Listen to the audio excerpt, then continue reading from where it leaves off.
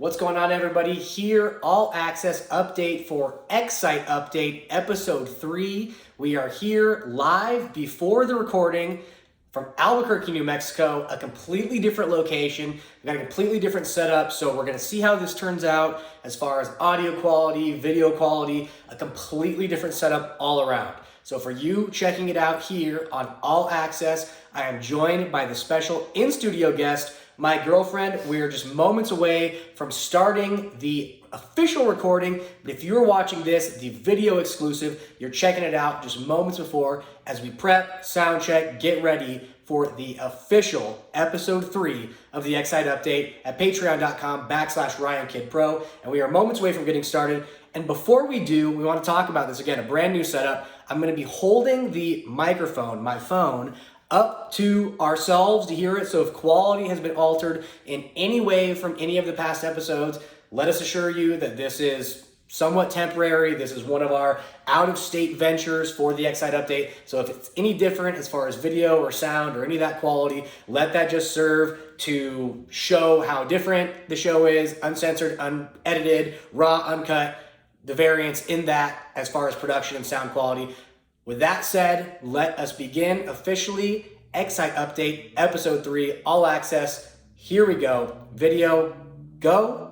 Audio, begin in 3, 2.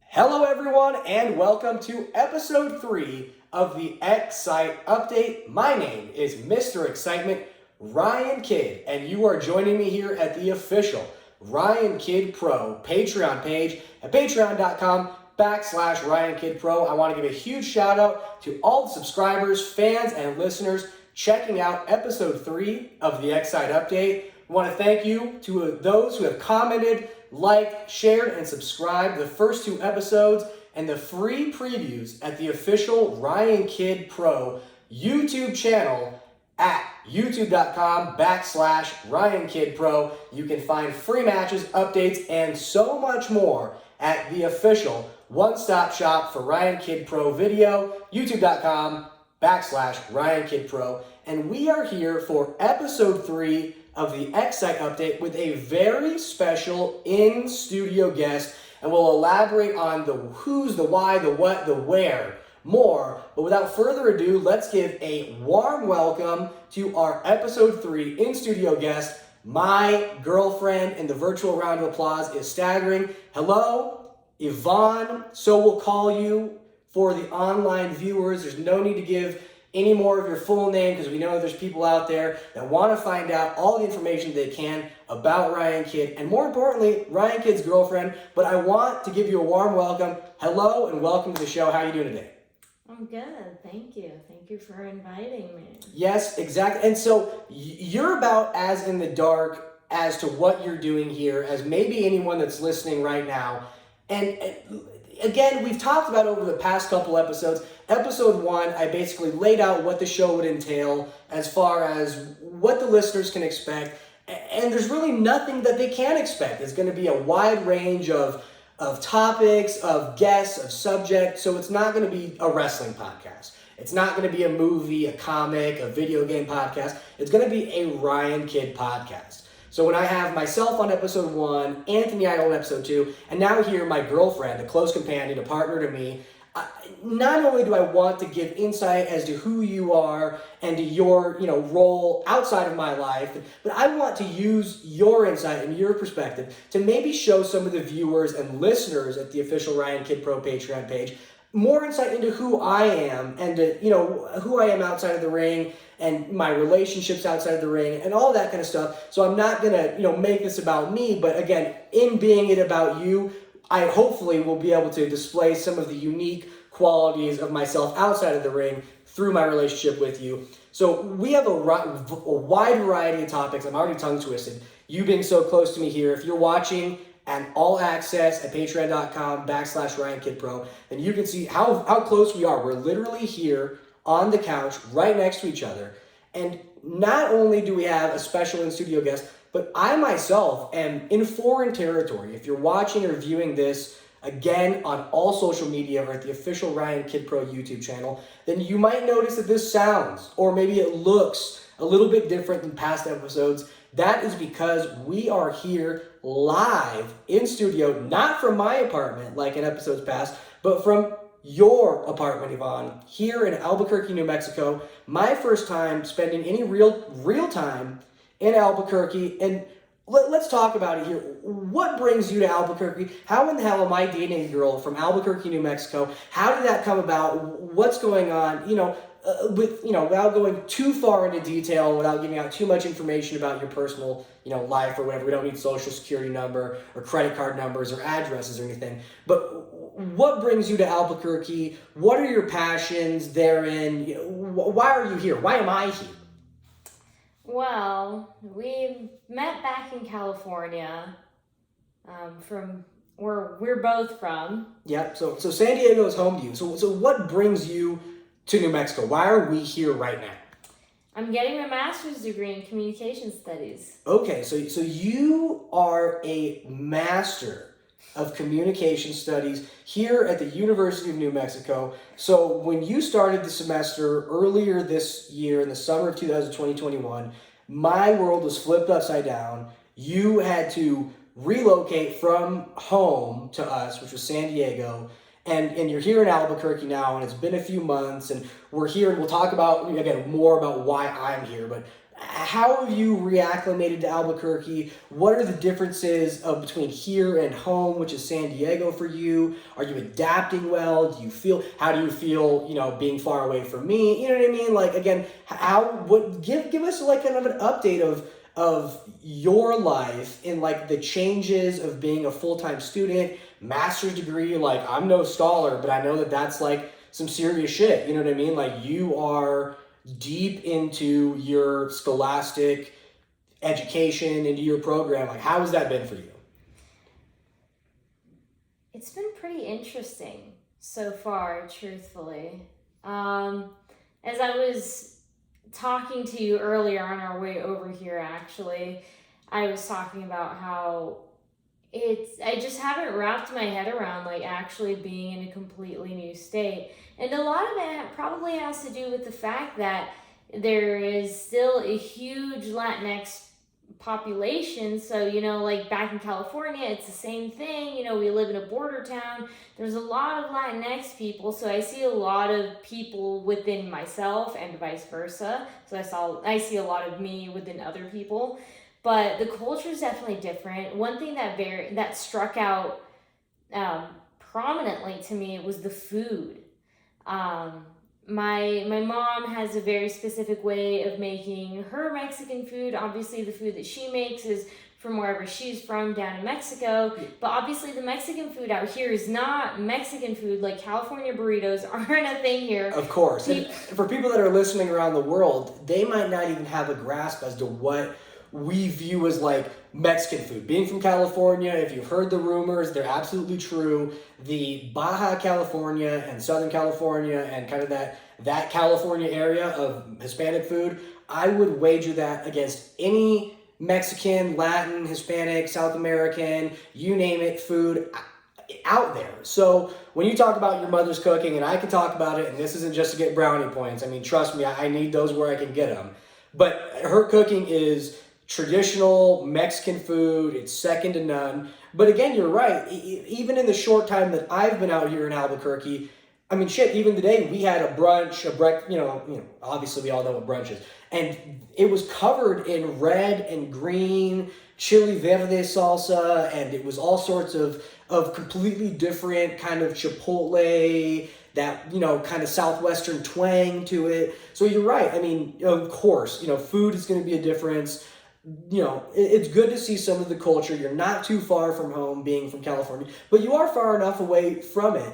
What has been the biggest challenge in readapting and relocating to a state that's not familiar? Again, California is home to you, but what has been the biggest challenge, do you think, so far? And it's only been a few months, so things change and you reacclimate and you find new struggles and you find new successes and new passions and new areas to improve upon. But so far, it's probably been about 2 months, just about, since you left home.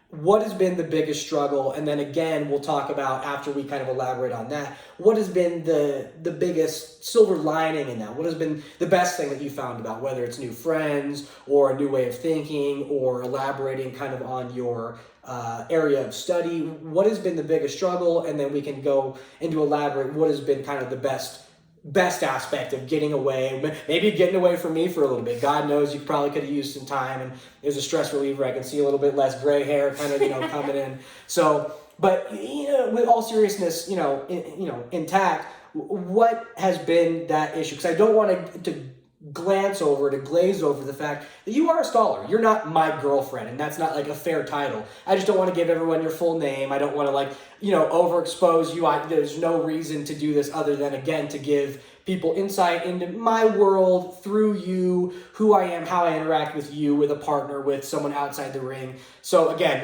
you're not my girlfriend. That's not your title. You're so much more than that. You're smart, you're funny, you're, beautiful, you're qualified for all sorts of, aspects of the world that's not my girlfriend. But again, for simplicity's sake, for advertisement's sake, for not putting your name out, to the millions and millions of people that are going to be listening into this, hint, hint, wink, wink, nudge, nudge.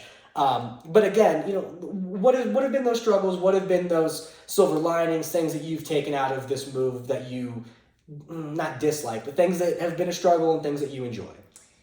Oh man, I want to say the biggest struggle that I've had here is having access to the people I love.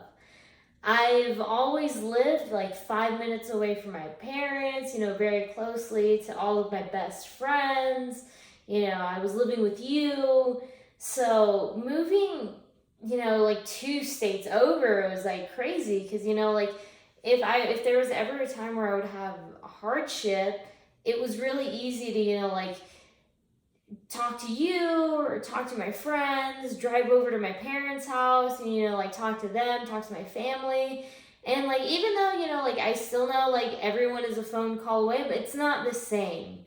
The interpersonal connection, yeah. The relationship dynamic is just not the same, because sometimes things just get super, super hard and, I just need a hug, but obviously it's not possible. And virtual hugs, as great as they are, and as much as, online support can go a huge way, virtual support, it goes a long way. I mean, I can speak on that behalf because, again, I understand that. Being in foreign countries or foreign areas, that's not easy, but having a phone call and having the text and having the access to technology that we have, again, that's a blessing that, decades ago wasn't accessible or available to other people. But again, you're right. There's nothing like the touch of a person. There's nothing like that interpersonal connection. There's nothing like being with someone in person. So I'm sure anyone that's listening has understood that or can wrap their minds around that being difficult. And, as hard as school is and being, again, a master in communications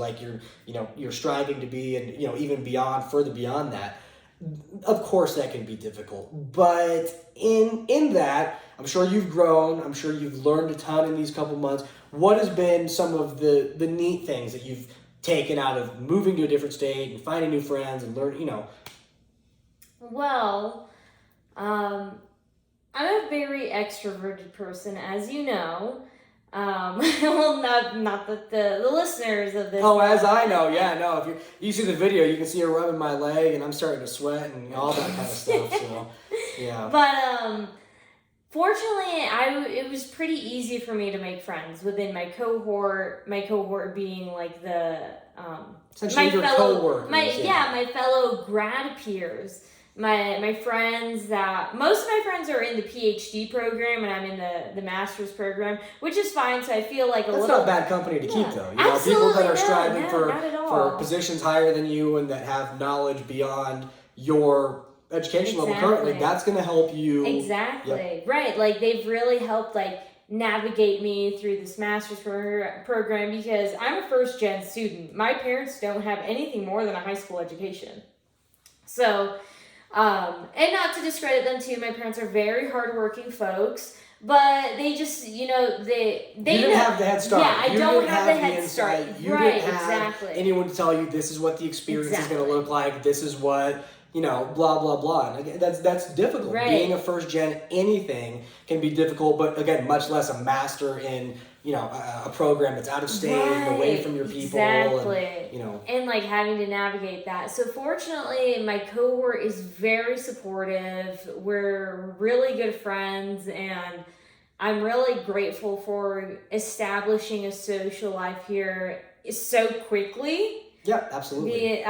Because I've definitely heard nightmare stories of folks in grad school where it's competitive to the point where like people just can't trust each other, and I don't doubt it, because academia is a very tough field to be in because of the limited amount of funding. So you really have to there's dog eat dog out there. Exactly. Yeah. So to be in a position where you're around people that are supportive and giving you information and giving you insight into a position that you haven't been before, that's got to be leagues and bounds above the natural experience. So I think that you're blessed in that for sure. Yeah, absolutely. I was telling my friends last night, I don't think that I would have even made it like 2 months into the program if everyone in the program had that dog eat dog mentality, because that's just not what I need. I'm studying communication because I love community work. I love the way communities get together and they help and uplift each other. So I couldn't imagine being in a department or a discipline, and even like other communication studies departments, my friends who are in the PhD program have told me, nightmare stories about their experiences in their master's program and just having to, basically fend for themselves. And I don't think I would be able to do that. Moreover, in a state that I don't even know. Yeah, without the proper support system, understandably so. And again, I think you're selling yourself short. I have to say that. I do believe that you could have made it that far. But again, of course, without a doubt, that is going to be a huge help, a huge positive to being here. So that's very cool. I've obviously been keeping up with you, but just kind of giving the listeners and the viewers online at the official Patreon page, Ryan Kid Pro, we already know all the plugs and all that. We don't have to go into it the entire episode. But that's kind of a baseline, a gist of what your world has looked like. And, there's a lot of pinpoints that we could, take out from what you said there. But you talked about kind of living at home and living with family and even living with me. And that kind of goes into a whole different story. And that's a great segue into kind of what our relationship has looked like since meeting you, and what's it like to date a wrestler, and from my perspective, what's it like to date someone that's so much farther educated than me, and as far as being a scholar and postgraduate, all that kind of stuff. So I kind of want to delve into that a little bit, and we'll talk about again the cute romantic story about how we met at a wrestling show, which is again not very romantic, but a lot has transpired in the past year or so, and leading up to your departure here to the University of New Mexico. And basically, as far as the listeners and the viewers here have heard, it's been from the start of COVID-19 onward. And that's kind of really where our relationship started to materialize. Sure, you and I were talking and flirting and communicating in the end of the year 2019, October, November, December, leading up to my departure to Europe in January of 2020. And really, you and I were, I would call it dating. We weren't boyfriend and girlfriend, but we were definitely dating, and we were seeing each other, and I was very attracted to you, and obviously there was something there was a spark. And just the way the world looked, and maybe I'm putting words in your mouth, and again, this will be the interesting aspect of the dynamic of this guest on the podcast. Maybe I'll say something that'll trigger a nerve, or maybe vice versa, and that'll be all captured to your life. Because her and I, we didn't rehearse any of this, and I didn't give her a gist as to the topics that she kept asking me, what questions are you going to ask? It's not an interview, it's not a Q&A, and I like to preface that on all the episodes. I want this to be a conversation between you and I with a conference call of listeners. So these people are sitting in on our conversation. I want it to be candid. I want it to be raw. I have no choice but to make it uncut and uncensored. So again, you've heard me say shit. I've cursed a couple times. And again, I've apologized and prefaced it on the end. But I want this to be real, and I want this to be, again, candid and something that I can look back on.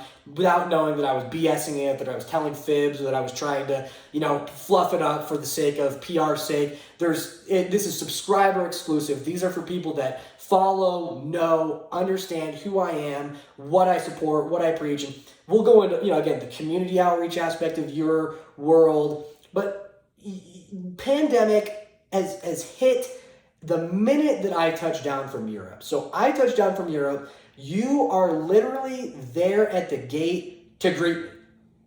As soon as I come back from Europe, you're there. We kind of pick right back up where we left off, and we're back to seeing each other, dating. This is fun, but I mean, shit. Truthfully, between you and I had that WrestleMania plan, that weekend plan. Spring, I had travel plans. The way Europe went, there was talks about going back that summer. And you, on your end, you were well into this master's program, this postgraduate program where you were guaranteed to go somewhere in your mind, whether that was New Mexico or any of the other places that you had applied to. New Mexico was kind of always on your mind, so that one kind of stands out. But there was definitely, I'll say, it was on borrowed time. This didn't seem like it would materialize into anything more than it already was. And boom, the pandemic hits. And for longtime fans and listeners of the podcast, 3 weeks back now, but longtime fans know that I was living for a handful of years down in Mexico, Baja California, Mexico City, and primarily Tijuana, Mexico. And when I left for the pandemic, I was still stationed down there, but obviously coming back to California, that was just an easier, travel option. And when the pandemic hit, we're talking the toilet paper time, when that was at a rarity. We're talking, you weren't even leaving your house. We all remember that time period, and I'm sure you obviously do. And this is what segues into, you talked about us living together. You were currently studying at the time, finishing up your senior year of college at the University of San Diego. So when that took place, your student housing got thrown into a tizzy, and they relocated you, not far from the school, but into a completely different area, a little bit more space, a little bit less of a dorm manager, or what would you call those, the guy that's downstairs right now. It wasn't student housing anymore, so it was completely lax. So in order for me to negate the worry of traveling back and forth and the potential of an international border shutdown, I spent a very, very, very, very fair amount of time with you in that initial pandemic. It was literally like I was going back to TJ to take out the trash and get new clothes, right? I think you only went down there like twice. It was a couple times, yeah. But over the span of a few months, because it was just a really weird time. And, I won't put words in your mouth, but it wasn't so much of an Anthony Idol situation. For episode 2 listeners, we talked about my living situation with him, kind of just morphing into that. And I was more of a welcome guest, I think, in your student housing. Probably a little bit less welcome than I may think. And you're chuckling here for the viewers here on the all access aspect of patreon.com/RyanKidPro. But I spent a very fair amount of time living with you then. And your graduation period came, the end of that semester came, and we were back to me living in Tijuana. You're kind of back in a median state. You're in a limbo state, I'll say, where you're back at home with your family in San Diego. And that prompts me to do my big move over to San Diego, basically a block away from where your mom lives. And that was kind of coincidence, but also kind of, I was looking at areas in the San Diego, area, and that it's a broad area. We could be talking East County, North County, South County. And based on my interactions with Fist Combat at the time, and we've talked a little bit about that on the podcast, none of the dirty laundry yet. But we've talked about, my involvement there in Ocean Beach, California. So Claremont being just a few minutes away, you being right there, school being right there, my family, my mother, and, kind of that San Diego home base for me, being kind of central around that area, that was a no-brainer. And because of, the location there, naturally, you and I are back to almost, picking things back up. And again, that all kind of flips when COVID rules start to relax, and here you are now at the University of New Mexico. So, that has been a journey, right? And I want to give you a little bit of time because, we know I can go off, but I want to preface and contextualize all of this the right way. What has your experience been? And I know I'm sitting right next to you and no one can see, the threat I've got poking next to you to say nice things about me. What has this journey been like for you? Did you think that I would be sitting here 2 years later next to you? Did you think I would have ever been your boyfriend? What was your first impression of me? Again, we'll elaborate on where we met, but it was at a wrestling show. Like, you met me as Ryan Kidd. You didn't meet me as Alex, which again, shouldn't be a surprise to the few people that are listening to this as my subscribers. That is my real name. You know what I mean? Like, I am a different person outside the ring, and that's what this podcast is meant to reflect. Like, what were your first thoughts? Like, there's also a completely hidden aspect to the story that we'll reveal, but like, you 2 years ago or 3, however many years ago it was, when you saw Ryan Kidd, what are you thinking? Is there like, you know what I mean? Like, did you think I was cute? You know what I mean? Like, did you, I'm a good wrestler, he was entertaining, or just like nothing? Because obviously, not like I'm the whole show. I'm one wrestler among 2 wrestlers in a match, among 7 matches on a card, so 15, 18, 20 wrestlers. Like, what is going through your mind when... So what I remember when I first saw you, I guess for context for the listeners, we were invited, and I say we because it was a group of us, we were invited to go see a fist combat show because we ran into the promoter at a parade. My roller derby league ran into the fist combat TV promoter, and he said, "Hey, come watch this wrestling show. Like, we really want y'all to go." And all of my teammates, so I wasn't necessarily at the parade, but my teammates were like, "Oh, you know who's really going to love this? Chicana Heat," which is my roller derby name. So they'd let me know about this wrestling show, and I'm like, all right, cool, I'm totally in. And we get there, and we're heckling, we're having a good time. And I remember I saw you, and your match was the one that stood out the most to me, personally. Because you were doing these, like, high-flying, like, numbers and stuff. And it was, it was more like... You were the only one that was actually doing, like, lucha libre styled wrestling. And I remember I saw you, and my little brother's also a huge wrestling fan as well. So I remember I saw you, and I was like, who would really love to be here? My little brother. And I remember I took pictures and videos of you wrestling, and I sent them to my brother. And I was like, I think you would really like this wrestler, Ryan Kidd. And it's funny to think of now, because now he knows you as my boyfriend. Of course, he's got one of my t-shirts, and he's seen me wrestle, and so much has progressed during this time. But so when you say traditional lucha libre, let's give kind of a background. So when you say, you know who would love this is Chicana Heat. And again, when you bring up the derby, that's a whole different story. And again, we'll footnote it, and we'll get back to it. So we won't elaborate on that too much right now for the sake of this story. But why would you have loved wrestling? When you talk about your brother loving wrestling, and you talk about even looking at me, and trust me, I love the flattery, I love the compliments, I love all of that. And I know kind of what you're saying, but that's because I've been involved in the business for so long, I've trained for so long, I'm a professional at what I do. But when you say he's doing authentic lucha libre, so when you talk about that, are you a fan of lucha libre? Are you a fan of wrestling? You talk about your brother being a fan of wrestling. How did that bleed over into your world? And why would you have been the person that would have, quote unquote, loved having these tickets or loved to have been at that event?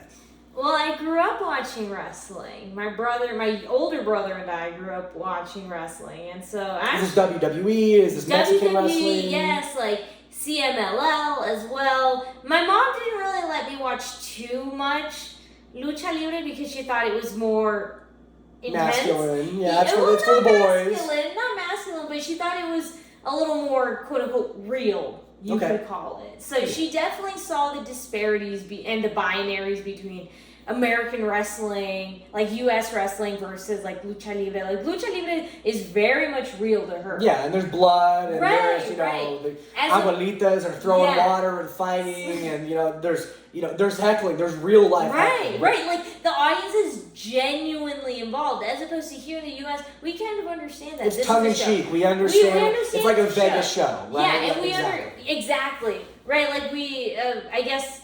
Not to get NSFW, but like a strip show. They're performers. Of course. They're not. You don't stand a chance. This isn't a real thing. Yeah, they're performers. And that's to take nothing away from, of course, absolutely. we can go on about this all day about the legitimacy of pro wrestling. But as far as your involvement, you kind of grew up on this. So, you're not a diehard fan. There's not posters on your wall. But if someone brought up, kind of the Mount Rushmore of WWE talent, and Rey Mysterio and Eddie Guerrero, you talk about your Derby name, Chicana Heat, obviously a play on the Latino heat of Eddie Guerrero. I know I can speak on your behalf for sure about this. He's an inspiration to you, Latin talent like Eddie Guerrero and Selena, and Latin American talent, Mexican American talent that have transcended the border, literally the border of entertainment mediums and things like that. And we've become a staple to American culture. Absolutely, yeah. So that is kind of a supplements your interest in wrestling. So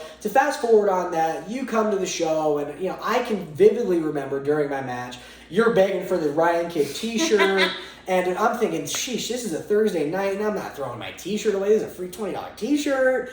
And I said, all right, well, okay, she's a pretty cute gal. And so I said, well, if you give me a kiss on the cheek, I'll give you the T-shirt. And sure enough, what'd you do? You leaned forward and you gave old Ryan Kidd, Mr. Excitement, a kiss on the cheek. And how could I forget a girl like that? So naturally, after the show, you and I take photos, and you have become a fan of the week. So if you follow Ryan Kidd on any social media, at Ryan Kidd Pro, Twitter, Instagram, Facebook, /Ryan Kidd Pro. I do a weekly fan of the week. In the past, it was on Tuesdays. Now, every single Monday at any XSite Entertainment live event with Ryan Kidd involved. If you get a photo with me and tag me at Ryan Kidd Pro, I will post a photo, select photos every Monday, a fan of the week. And you were the fan of the week one week. And months go by, and you keep coming to shows sporadically therein. And we keep taking photos. We connect a little bit, not in a friendship way, but a wrestler to kiss on the cheek fan way. Where's that T-shirt? Hey, I remember giving you the T-shirt. I remember giving you a hard time. And time goes on, and what do you know? I end up shooting my shot in your DMs. There's no way around it. There's no way for me to sugarcoat what that was. Hey, I was looking for conversation. I was, and a conversation with a cute girl doesn't hurt. So, for those of you that are out there that, you got a crush, or no problem in shooting a shot. So I shot my shot, quite literally, and I saw you post some wrestling stuff on your Instagram story. I saw a wrestling mask, and I thought, okay, boom, this is it, the moment I've been waiting for. So it was music. It was a band. It was a band that was playing in Lucha Libre masks. So, but the wrestling masks is all I need, right? The minute I see, because I've got no in with music, but wrestling. So I see the wrestling mask on the cute girl Instagram story, and I don't, it sounds corny because you're sitting next to me. I don't do it to every cute girl Instagram, but the cute girl Instagram for the girl that had kissed me on the cheek, and I'd seen it in the wrestling shows, and you and I had small talk conversation. This is my chance. So, we talk, and you are totally not sold, right? Like, I'm funny to you, I'm entertaining to you in, like, the almost sad, pathetic way. Like, right. You know what I mean? Like, it wasn't bad. Like, you didn't hate me or anything, but it was just like... I knew what you were doing. I was doing my little, like, crush boy, like, oh, you're cute, kind of thing, and you're just playing hard to get, but rightfully so, because, like... It was what it was. She was this guy, Well, I feel like a lot of it had to do with I'm very oblivious to these messages. So, like, even when it comes down to, like, friendship, like, I need someone to tell me verbally, like, hey, we are friends, right? It's for me to be able to, like, establish, like, that relationship. And which is funny, like, because I studied communication, you would assume I would pick up on these nonverbal cues or whatever. And there was plenty of them. So as time goes on, weeks go by and months go by, and finally I get you on a date, and it takes a couple dates before I work up the courage to give you a kiss. And, you know, once I start kissing you, I can't stop, and it's been a couple years now. And it's been a journey, right? It's ups and downs, and I honestly think that COVID not being quote unquote the best thing that ever happened to me, but like this really helped give us the time, me the break away from the full-time traveling and wrestling and training schedule that I had. Again, that came at the expense of my physique, and that came at the expense of the bookings and the travel and all that. And on the same aspect for you, again, your plans to go to New Mexico and start this master's program were quite literally delayed by almost 2 years. So as terrible as that was for us, and in episode 1 of the XSite update, again, available at patreon.com/RyanKidPro, I talk about, the stuff that was, taken from me, and that's literally a blink, a molecule of the loss that has been experienced by everyone. So again, it's not comparing the struggle. It's not, I can only speak on my perspective. You know what I mean? Like it's terrible what happened, but like that gave us, and again, you and I both got COVID during that period, and that's a whole different story in and of itself. I glossed over it on episode 1, but this whole thing has come together for better or for worse for us in a way that has helped us as a couple tenfold, I think. Absolutely. It was, as much as the lockdown was not a good thing for a lot of people. Totally not ideal in any way. If we could go back and change it, that, Absolutely. Not selfishly to say. Right, but I think that in this case, or I like to look at the bright side of things a lot of the times in order for me to not go crazy.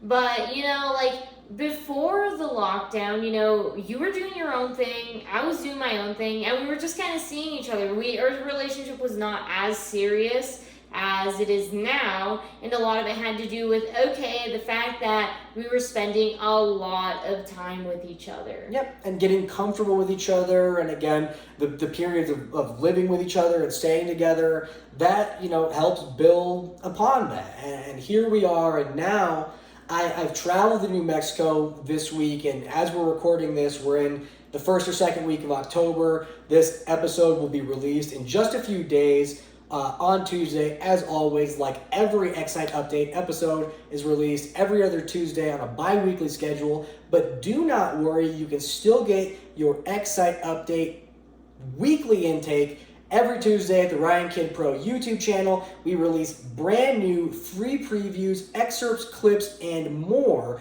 from past XSite update episodes, and so much more. We put up an all-access video exclusive from episode 2 with Anthony Idol, and so much more. We also want to remind our listeners to check out the Ryan Kid Pro official online web store, RyanKidPro.com. We just released our brand new Halloween line, new pins, buttons, stickers, and t-shirts available now at the official Ryan Kid Pro online store, RyanKidPro.com. So you talk about us moving forward in this relationship, and your involvement in wrestling obviously grows because now you're dating a wrestler, and vice versa. My world starts to kind of engage into yours, and a big aspect of your life is roller derby, or was at the time, and still is to an extent, of course. But of course, academia and your life now here in New Mexico has dictated somewhat of a different path. But roller derby is a passion of yours. It's been a passion for a while. What can you tell me? I can see it. What can you tell me and the listeners, the parallels and the correlations between roller derby and professional wrestling, before we kind of go into your journey in roller derby, who you are, what led you there? How similar is it to wrestling? Because from my perspective, it's almost a mirror. It's night and day. It's that locker room camaraderie, brotherhood or sisterhood aspect of this underground world of redheaded stepchild sport that only this niche audience really engages with, but everyone kind of loves. Without without taking your thunder, where do you see the parallels between that? So, yes, there are a lot of parallels. I feel like it depends on what kind of roller derby we're talking about. So there's 2 different kinds of roller derby. Just like there is wrestling, there's the amateur, there's the real stuff, there's and then collegiate there's wrestling, the entertainment, and there's professional wrestling, yes. And so same thing with roller derby. There's roller derby as a legitimate sport, and I guess that's probably not the right way to say it, but like, okay, so we like understand it in the wrestling parallel. yeah, we all understand so what there's wrestling roller is. derby that has penalties, and that has rules, and you can get disqualified, etc., which is also very fun. I feel like that makes me a better skater, participating in roller derby like that, like actually following the rules. But I'm a huge fan of renegade roller derby, which is what was roller derby in like the 80s and the 90s, which is the very performative roller derby where we were like wrestling each other on the track. It's the roller derby we all kind of know and love. Exactly. So when we think roller derby, we think of, everyone, like elbowing each other in the face, stuff like that, like throwing people like across the track. Like that's the kind of roller derby that I love, which is the one that mirrors professional wrestling. And a lot of the times they do. We take a lot of wrestling moves and we just do them on skates. Yep, and not only the wrestling moves, but the whole entertainment aspect. Obviously, you guys are doing wrestling moves, you're doing shows, you're breaking down into hockey fights, the referees are involved, there's funny names, there's funny, costumes and designs and all that kind of stuff. And that, again, it takes the concept of sport in the very real aspect of this relay race around the track on roller skates, which between me and the listeners and you is probably the hardest damn thing I've ever seen in my life. Right? You might be looking at wrestling and say, how the hell do they do? I'll look at derby and I'll say, how in the hell? No way you can catch me dead. You've seen me on skates and it's not pretty. It's Bambi. It's worse than Bambi. It's drunk Bambi, right? So, taking the concept of sport and mixing that and meshing that with the entertainment aspect of costume and character and promo and worked fight and worked shoot and all that kind of cool stuff, it really, really mirrors professional wrestling. And if we have any older listeners, people that were kind of around in the heyday of the mainstream popularity of the early days of television, you talk about 4 or 5 different channels. On one of those was derby, and on one of those was pro wrestling on different hours of the day. So, do you think that has anything to do with our dynamic? Do you think it's coincidence? Do you think that? Because I do. I really do. I think that your affinity for pro wrestling and my affinity, not so much for derby, I do enjoy it through you, but it's not my sport, but my affinity for watching the show business aspect. I could easily sit there and watch a full game of what you would call renegade roller derby and be completely entertained in the same way I would at a live pro wrestling show or the rodeo or any of those kind of not lowbrow, but you understand it's a lowbrow form of entertainment, and that's not to say anything about the people that consume or enjoy or partake in those, because that would be insulting you, me, and the listener, and that's not at all what the comparison's meant to be. But there are very, very similar parallels in the world, and I do think that plays, if nothing else, the smallest part in yours and I's attraction to each other. What do you think about that? Absolutely. Well, so funny enough, one of the reasons I even joined roller derby in the first place, because it was because I was already thinking about, I was like, okay, like I either want to get into roller derby or I want to get into professional wrestling, and roller derby just happened to fall in first. So if that hadn't gone through, I would have probably become a wrestler. Okay, so without cutting you off too much, what do you think? Let's play a quick little game here. What would you have called yourself? The witchy bitch of the West? Would you have been a baby face or a heel? Let's kind of a heel for sure. Yeah. I am a heel in roller derby. Yeah, I am absolutely. You're loud. You're cocky. You're a little bit not undersized, but you're petite. Right. So I could easily see you having that big bodyguard behind you, doing the heavy lifting, kind of like me. You got the big brute, right? 100%. Right. But you're a heel. What's the costume? Are we talking all black, kind of accenting what you're looking gold. At? Gold. I had thought all gold, baby. Okay. Gold sparkle. And what's the character? I can get a name out if we kind of iron down some of the logistics here about. So we're talking about the evil gold. Is it gold and black, gold and purple, gold and blue? Gold and white. Gold and white. All right. So that sounds pretty luxurious. What's the character there? You can't touch me. All right, so we're talking about basically the boss. The boss, Flossa Skanks. No, that's not fair. No, I've always loved that, So, as this listeners probably know, because they're also as this listeners probably know, because they're also wrestling fans, I'm assuming, but Chicana Heat was a play on Latino Heat. So I was a huge fan I am a huge fan of Eddie. So I loved that Eddie and Batista, duo that was happening, that storyline where Batista did all the work. But nothing ever happened to Eddie. So that's what I always envisioned. Always make sure he had his ass covered. Always make sure he was standing in the limelight when, the heavy lifting was done by other people. So, again, that's very cool that wrestling has kind of bled into, not only your life as far as hobby and the work you do in Derby, but literally so the men you date and the people you're attracted to, and that's obviously somewhat of a joke, but here you are sitting next to a pro wrestler. And me being here in Albuquerque, you might be wondering, okay, we understand who you are, and obviously you being my girlfriend, it's kind of a no-brainer. I would come out and visit you during your time here, but that's not really it. Sure, obviously, I was dying to see you, and I was doing it, but what I came here this week specifically for was your birthday, right? So we're going to let all the viewers, all the listeners here know on XSite Update Episode 3 that we are literally less than 48 hours removed from your 25th birthday.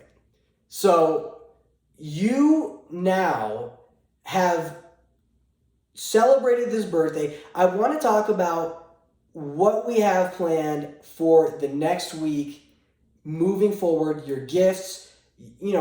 I gave a gift to Anthony Idol last time. We cracked a beer and I gave him some of the liquor chocolate. We obviously have gifts that we have celebrated here for your birthday without kind of boasting or bragging about what I gave you. We're not going to talk about price tags because God knows I wouldn't want to embarrass myself here live on the internet. But you and I have a big week planned as soon as I leave here from Albuquerque, New Mexico.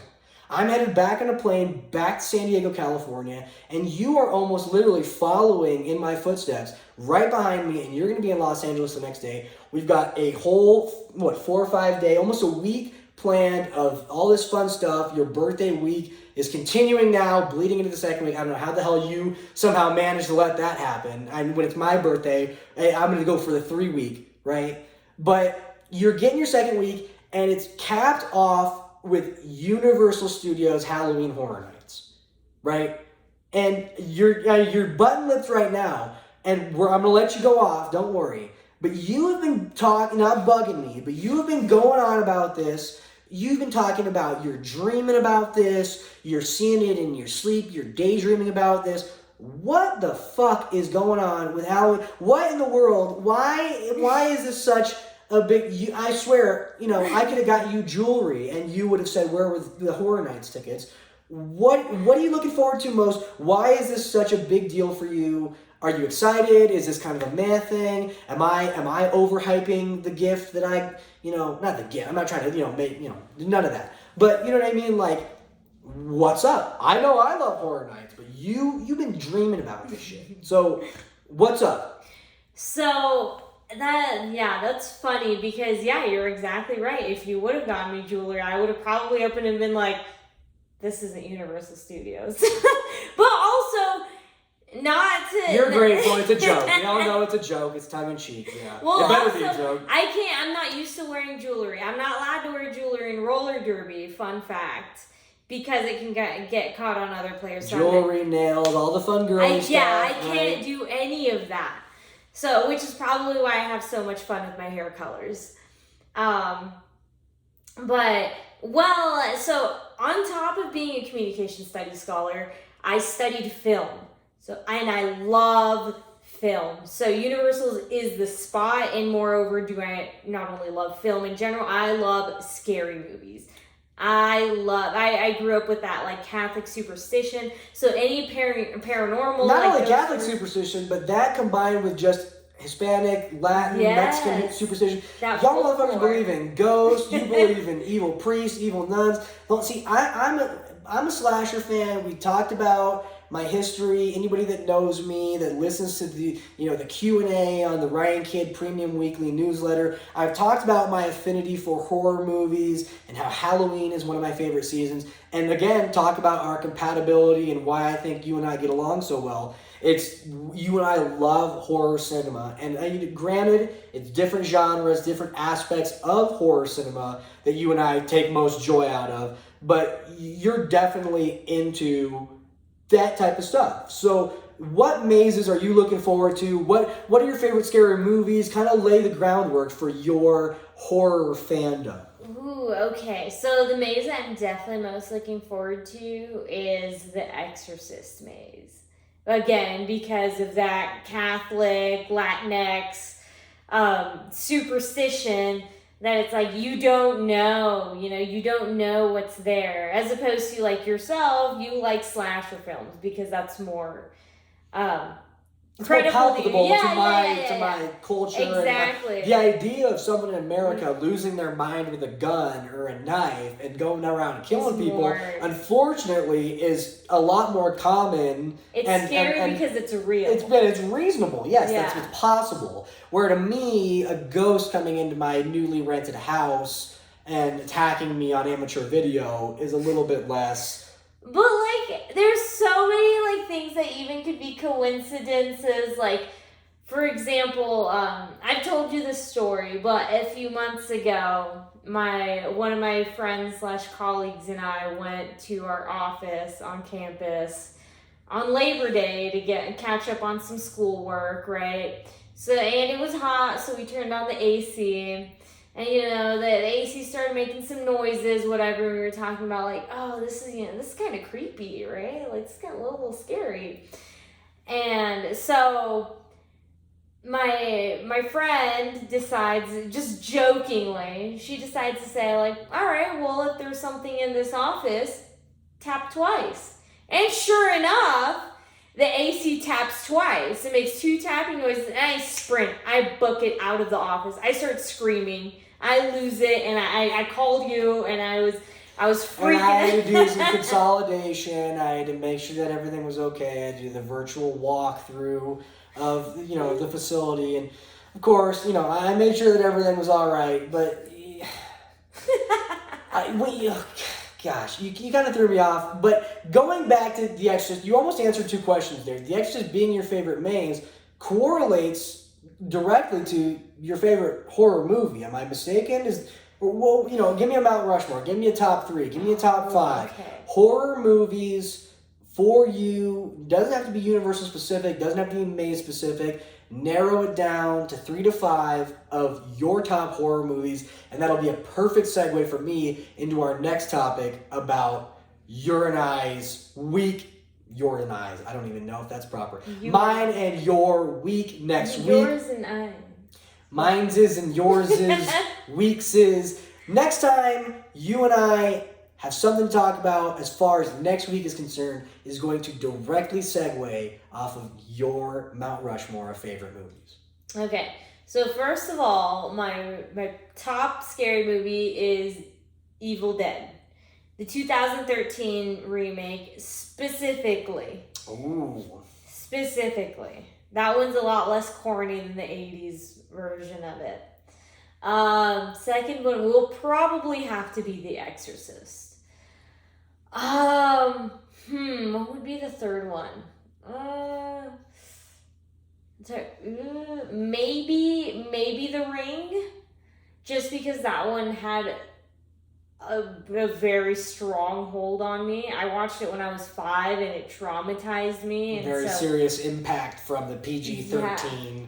I have not been able to watch that movie since, even as an adult. I 20 years later, I can't watch that movie. Well, it's really not that scary. But it's really not. But what will be scary will be the coming Friday. So by the time fans, viewers, listeners of Ryan Kidd will be checking out the XSite Update Episode 3, we will be sitting through, just 3 days from that point, on Friday, October 15th, if I'm not mistaken, for the premiere of the brand new Halloween Kills movie. And again, if you know anything about me outside of the ring, Michael Myers and the Halloween franchise is hands down, bar none, far and away, any other word you want to describe it, my absolute horror series of slasher films of all time. And they're coming out with the second of this 3-movie trilogy. Again, they've already released, 8, 9, 10 of these movies. I've got them all. If I really wanted to do the math, I could count it and run it back. But we're talking about the second of a brand new trilogy. Obviously, I've made you sit down and watch the first of 2, but I am hyped. I'm ready. We just watched, you talked about Evil Dead, the old 1980s original, master of that. For your birthday this past Thursday, you and I went out and we watched the 40th anniversary screening of that. It was very cool, and as much fun as I had doing that, I don't know if that's going to come close to what we can expect from Halloween Kills. Are you excited? Obviously you're not as excited as I am, but are you excited between that, Halloween Horror Nights, and then the Michael Myers maze that's going to be at Universal Studios? We're looking at a trifecta of horror that weekend. I'm definitely not as excited as you are, for sure. But I love scary movies, so and I love the movies. Like I said, I love film. So even just the experience of going into the movie theater and, just getting the popcorn and stuff like that, that's always super fun to me. So it's definitely something I'm absolutely looking forward to.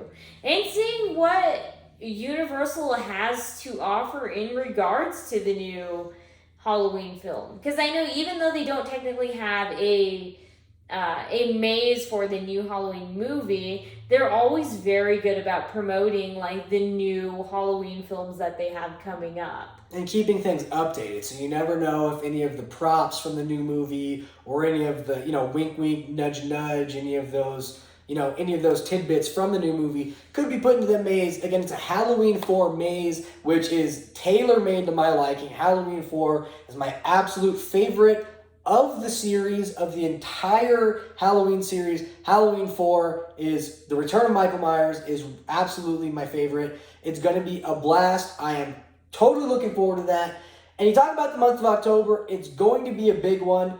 As we wind down episode 3 of the XSite Update, I want to quickly give an update for my fans. If you've been following at RyanKidPro.com or as a subscriber at Patreon.com/RyanKidPro, I want to first give a huge shout out to everyone who participated and enjoyed September's Fan Appreciation Month. We had free posters, free shipping, and 25% off all online orders at RyanKidPro.com. We did the Leg Drop Littering Defeat Depression Today campaign. We announced the Yes We Can Canned Food Drive Defeat Depression Today campaign, and we released so much more exclusive, subscriber-exclusive content at the official Ryan Kid Pro Patreon page, patreon.com/RyanKidPro. I'm getting so twisted thinking about all the content that we released. I can't even speak straight. Whether it was the Not My Crib video exclusive, episode 1 and 2 of the XSite Update, first with myself, second with Anthony Idol, and all the live events, XSite Update, XSite Entertainment live events. I want to thank everybody that joined in on that in the month of September. And I also want to give a huge update for those looking forward in the month of October. We are back to a full-time schedule 1 week from the time that you listen to this. Friday, October 22nd, Ryan Kidd returns to Venue Wrestling Entertainment. Friday, October 22nd in Stanton, California. I am looking forward to that. There is so much more information about that event coming in Ryan Kidd Premium Weekly newsletters every single Thursday. As soon as that event is done, the next day, Saturday, October 23rd, I will be back at One Ring Circus for the return, the in-ring return. For the first time in over 3 months, the Lucha Daddies are back in the ring together as a tag team. We'll see if there's any rust, any missed ground, any lost ground, lost connection there. Then, the 24th of October, Sunday the 24th, we've got Global Lucha Libre. I find myself back in the ring with the incredible Anthony Idol and Wicked Wicket in a Wild Frenzy 3-way match. Escondido, California, as a part of Global Lucha Libres event. Again, Sunday, October 24th.